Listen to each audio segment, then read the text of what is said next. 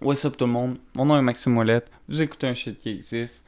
Cette semaine, j'ai choisi 2 romans, une pièce de théâtre, tout du stock keb. J'ai vraiment hâte de vous parler de ça. Je le fais tout de suite après la musique d'intro qui commence live. Yeah! Lire! C'est un shit qui existe!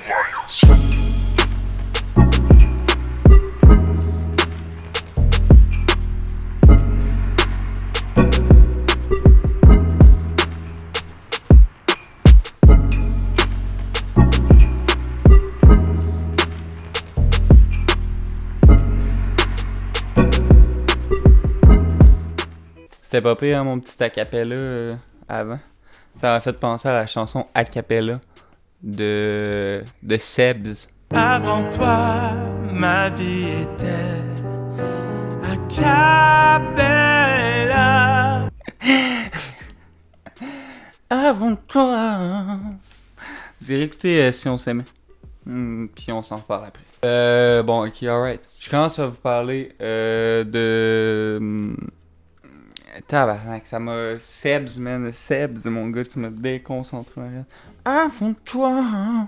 Bon, ok, c'est parti pour vrai là. Je commence par vous parler d'Erika Soucy, Les Murailles, en version pièce de théâtre. C'est l'histoire en fait d'une jeune poétesse qui va rejoindre son père à la Romaine pour en fait aller voir la vie qu'il a vécue, la vie qu'il vit toujours, pour comprendre en fait ce qui l'a amené à s'éloigner puis à vivre cette vie-là de fly-in et fly-out parce que ça a définitivement eu un impact en fait sur la famille de cet homme-là et la poétesse se questionne en fait pour comprendre qu'est-ce qu'il en est. Personnellement, j'avais pas lu le roman, donc ça a été vraiment une découverte 100% pour moi. Je l'ai lu avec ma copine qui, elle, avait lu le roman. Elle a moins aimé l'adaptation théâtrale. Définitivement, je pense que peut-être que c'est une pièce qui vaudrait la peine d'être vue et non lue. Mais comme je vous dis, moi, j'avais pas lu le roman puis j'ai adoré ça. Ce que ma copine me dit, c'est parce que dans l'adaptation théâtrale, il y a beaucoup d'apartés d'Erika. Puis ce qu'elle semblait me dire en fait, c'était que c'était des passages du roman. Ça, j'ai vraiment trouvé ça intéressant parce que c'est d'aller utiliser un outil théâtral puis d'adapter sa littérature avec cet outil-là qui est l'aparté. Définitivement, ça m'a donné envie d'aller lire le roman. Parce qu'apparemment qu'il y a certains passages qui ont dû être coupés. Mais somme toute, honnêtement, moi j'ai trouvé que la pièce de théâtre en disait assez. J'ai trouvé que ça brossait bien le portrait en fait des hommes qui vivent cette situation-là, qu'on connaît malheureusement pas assez. Je pense qu'on n'est pas conscient de la réalité de ces gens-là, puis c'est des choses qui se passent dans notre province. Il y a des gens qui vivent ce type de vie-là dans notre province. Donc c'est super intéressant qu'Erika Soucy vienne mettre la lumière sur ça. Ce que ma copine semblait dire qui me manquait, puis qui m'a donné en fait envie d'aller me chercher le roman, c'est la vie du bas. Parce que la narratrice, à un certain moment, nous parle en fait de la dualité entre la vie du haut puis la vie du bas. Donc qu'est-ce qui se passe en haut sur les terres de la compagnie, puis qu'est-ce qui se passe en bas chez la famille. Ce qui se passe quand le père retourne, ce qui se passe quand le père est absent. Ça, on n'en parle malheureusement pas, ou du moins pas assez, dans la pièce de théâtre Les Murailles. Donc ça, j'aurais aimé ça qu'on en parle honnêtement un peu plus. Mais s'il y a de quoi, ça m'a juste donné en fait envie d'aller me chercher le roman. Ça m'a pas... je veux dire, ça m'a pas déplu parce que justement, je l'avais pas lu le roman. Fait que si ma copine m'avait pas dit que on en parle dans le roman, j'aurais pris en considération qu'on n'en parle pas tout simplement. Donc, je pense que ça vaudrait peut-être la peine pour moi d'aller chercher le roman. Mais définitivement, ça m'a surtout vraiment donné envie d'aller voir la pièce de théâtre.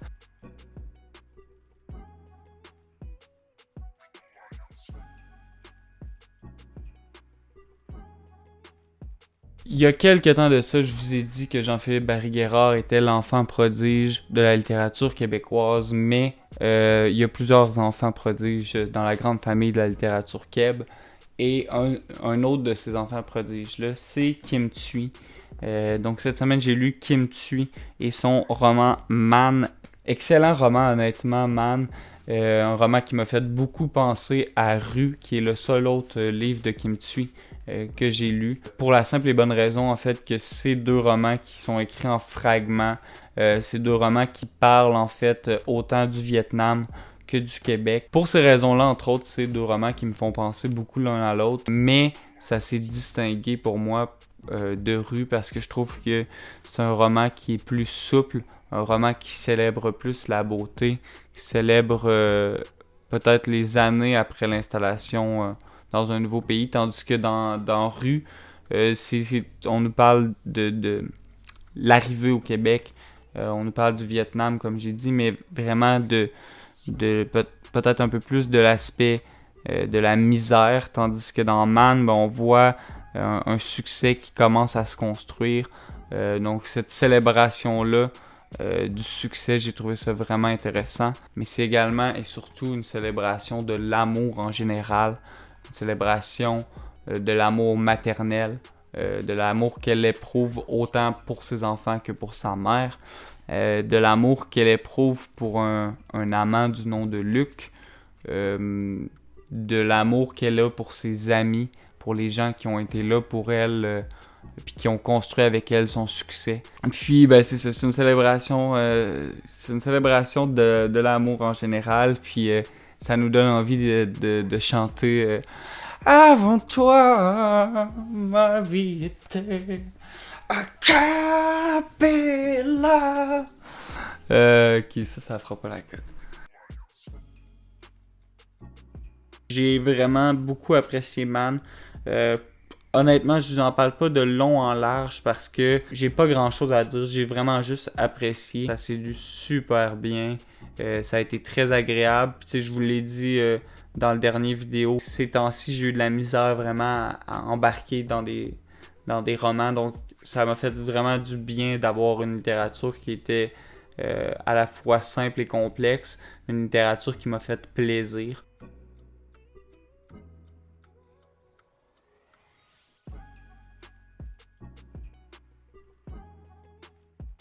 Je vous ai parlé de Kim Thuy, une des enfants prodiges de la littérature québécoise.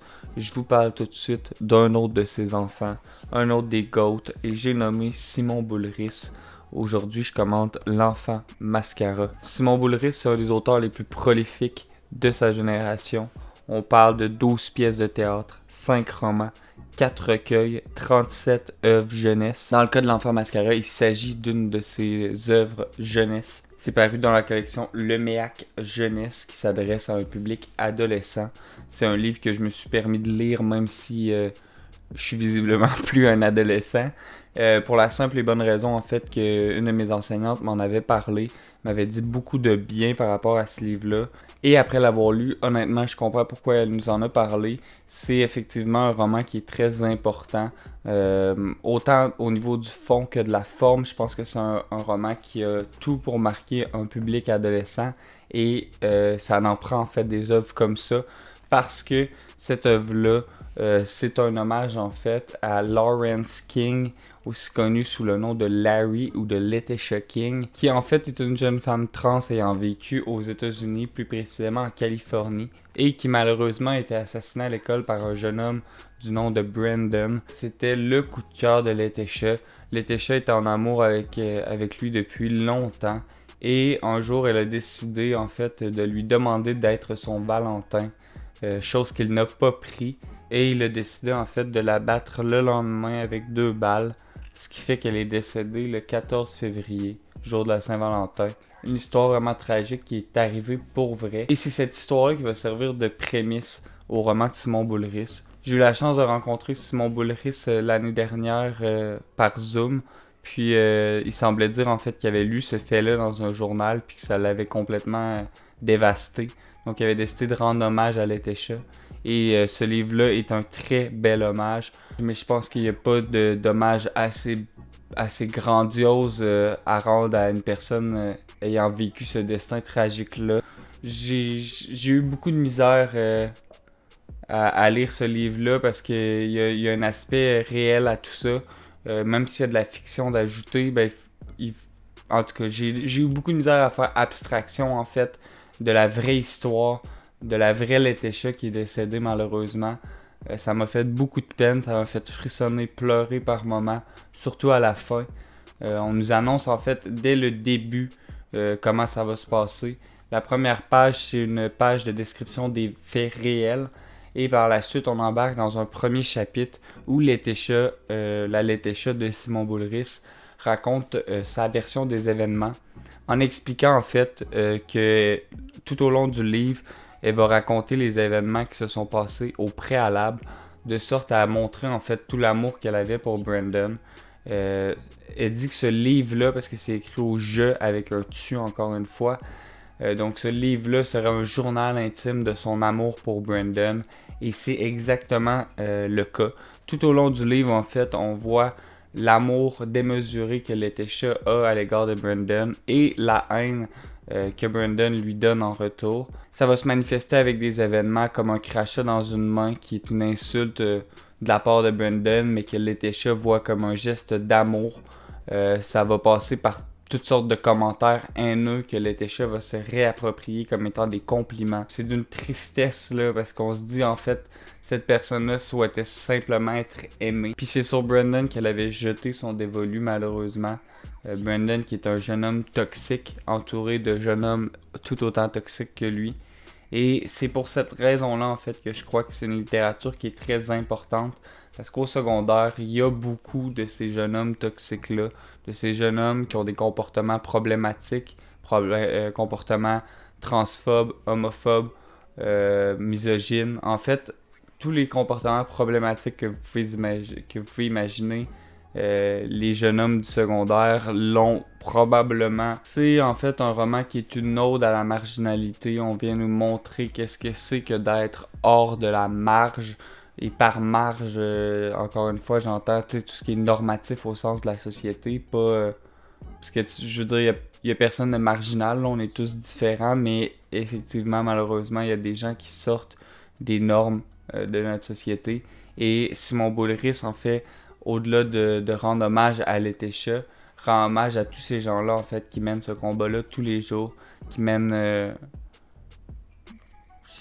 combat, en tout cas, qui mènent un combat qu'ils devraient pas mener dans le fond, là, soit celui d'être eux-mêmes. Une autre chose qui est intéressante avec ce roman-là, c'est que pour les jeunes, c'est une initiation avec un certain lot de valeurs, mais c'est également une initiation à certains types de littérature. Dans le roman, il y a des acrostiches, il y a de la poésie.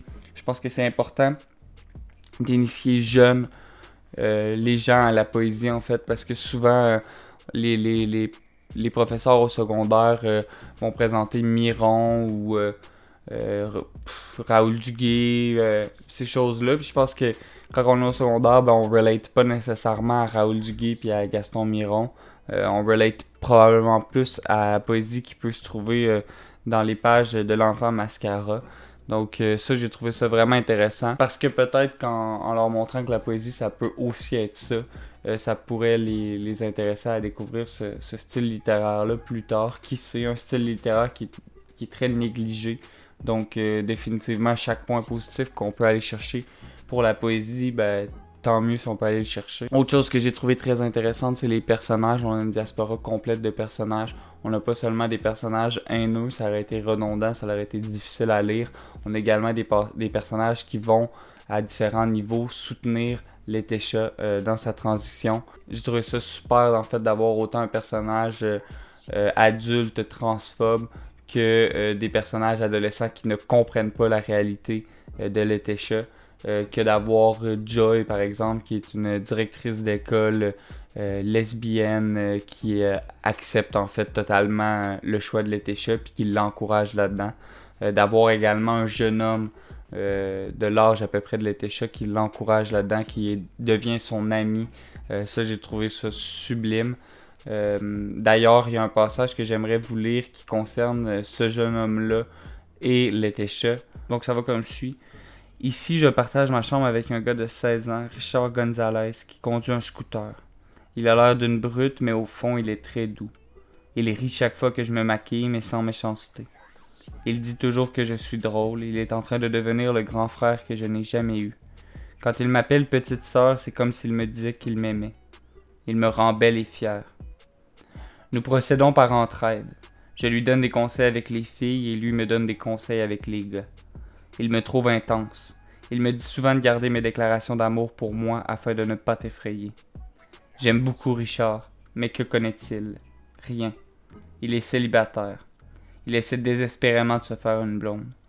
Il multiplie les séances de speed dating partout dans le Ventura. Tous ses chandails du dimanche sont épilés par des cocardes en autocollant. Après ses désastreuses rencontres de cruisage à force d'arracher sec son nom, il voit la fibre de ses gilets propres cassés comme ses cheveux sous le tranchant de sa casquette. Il rentre toujours seul, sans avoir obtenu de numéro. Je ne comprends pas. Je le trouve beau, Richard. Je ne sais pas ce qu'il peut bien leur dire pour rentrer toujours bredouille comme ça. Je lui dis de rester lui-même. Lui me dit d'être qui je veux. C'est un passage que j'ai trouvé vraiment fort parce que ce message-là, il me dit, je lui dis d'être lui-même, il me dit d'être qui je veux. Je trouve que c'est un message important à distribuer à la jeunesse. Si seulement quelqu'un avait pu me dire ça au secondaire, comme reste toi-même, mais sois qui tu veux, genre. Je sais pas à quel point ça aurait révolutionné ma vie, mais j'imagine que ça l'aurait changé vraiment pour le mieux. Donc je trouve ça important qu'on partage ce message-là à la jeunesse. Je trouve important en fait qu'on partage tout ce qu'il y a dans ce livre-là aux adolescents. J'espère qu'il y a des enseignants qui le présentent à leurs élèves dans leur plan de cours. Si vous avez des adolescents à la maison, je vous conseille définitivement L'Enfant Mascara de Simon Boulris. En fait, même si vous n'êtes plus un adolescent, je pense que vous pouvez encore lire ce livre-là. C'est un livre important. Surtout, peut-être le partager à des gens qui auraient des comportements problématiques, voire transphobes ou homophobes. Je pense que c'est le genre de livre qui pourrait peut-être, ne serait-ce qu'un peu, changer leur perception. Puis on est quand même rendu en 2021, fait que ça serait peut-être important de changer leur perception à ce niveau-là.